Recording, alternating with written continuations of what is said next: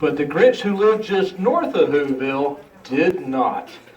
The Grinch hated Christmas, the whole Christmas season. Now please don't ask why, no one quite knows the reason. It could be his head wasn't screwed on just right. It could be perhaps that his shoes were too tight.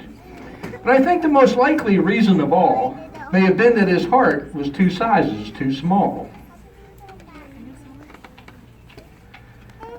But whatever the reason, his heart or his shoes, he stood there on Christmas Eve hating the Whos, staring down from his cave with a sour, grinchy frown at the warm-lighted windows below in the town. For he knew every Who down in Whoville beneath was busy now hanging a mistletoe wreath. And they're hanging their stockings, he snarled with a sneer.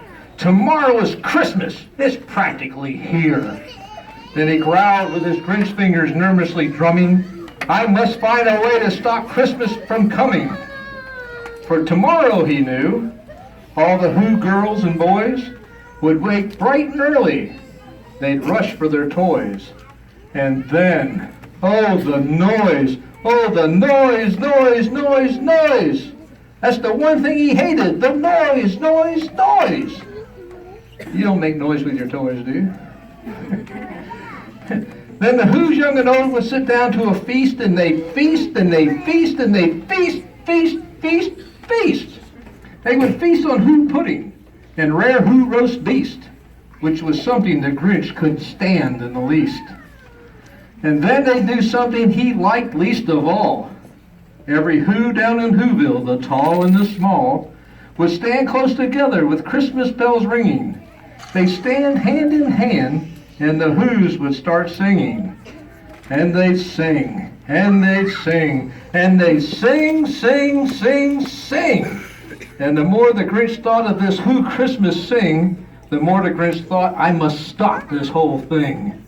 Why, for 53 years I put up with it now. I must stop this Christmas from coming. But how? Then he got an idea. An awful idea. The Grinch got a wonderful, awful idea. I know just what to do, the Grinch laughed in his throat. And he made a quick Santa Claus hat and a coat. And he chuckled and clucked, what a great Grinchy trick. With his coat and his hat, I look just like Saint Nick. All I need is a reindeer. The Grinch looked around, but since reindeer are scarce, there was none to be found. Did that stop the old Grinch? No, the Grinch simply said, if I can't find a reindeer, I'll make one instead. So he called his dog Max, then he took some red thread, and he tied a big horn on the top of his head. Then he loaded some bags and some old empty sacks on a ramshackle sleigh, and he hitched up old Max. Then the Grinch said, get up! And the sleigh started down toward the homes where the Whos lay a snooze in their town. All their windows were dark, quiet snow filled the air. All the Whos were all dreaming sweet dreams without care. When he came to the first little house on the square, this is number 1, the old Grinchy Claus hissed, and he climbed to the roof, empty bags in his fist. Then he slid down the chimney, a rather tight pinch, but if Santa could do it, so could the Grinch. He got stuck only once, for a moment or two, then he stuck his head out of the fireplace flue, where the little Who stockings all hung in a row. These stockings, he grinned, are the first things to go. Then he slithered and skunk with a smile most unpleasant around the whole room, and he took every pleasant. Pop guns and bicycles, roller skates, drums, checkerboards, tricycles, popcorns, and plums.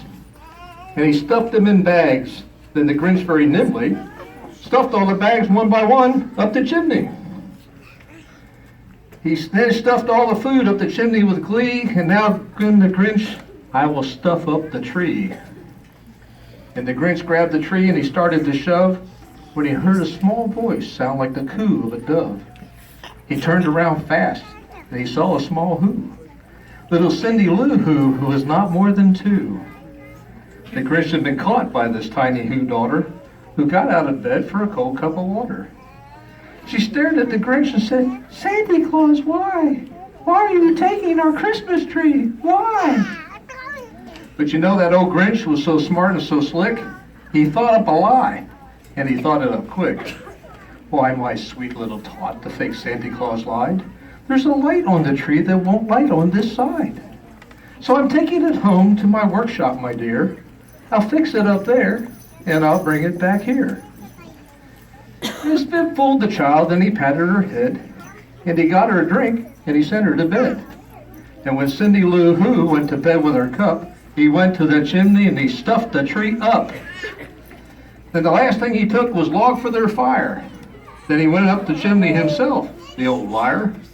On their walls he left nothing but hooks and some wire. And the one speck of food that he left in the house was the crumb that was even too small for a mouse. Then he did the same thing to the other Who's houses, leaving crumbs much too small for the other Who's mouses. It was 1:15 dawn, all the Who's still abed, all the Who's still snooze, when he packed up his sled. Packed it up with their presents, the ribbons, the wrappings, the tags and the tinsel, the trimmings and trappings. 3,000 feet up the side of Mount Crumpet, he rode with a load to the tip-top to dump it. Pooh-pooh to the Who's, he was grinchiously humming. They're finding out now that no Christmas is coming. They're just waking up, I know just what they'll do. Their mouths will hang open for a minute or two. Then the Who's down in Whoville will all cry, boo-hoo. That's a noise, grinned the Grinch, that I must simply hear. So he paused, and the Grinch put his hand to his ear. And he did hear a sound rising over the snow. It started in low, then it started to grow. But the sound wasn't sad. Why, this sound sounded merry. It couldn't be so. But it was merry. Very. He stared down at Whoville. The Grinch popped his eyes. Then he shook. What he saw was a shocking surprise. Every Who down in Whoville, the tall and the small, was singing without any presents at all.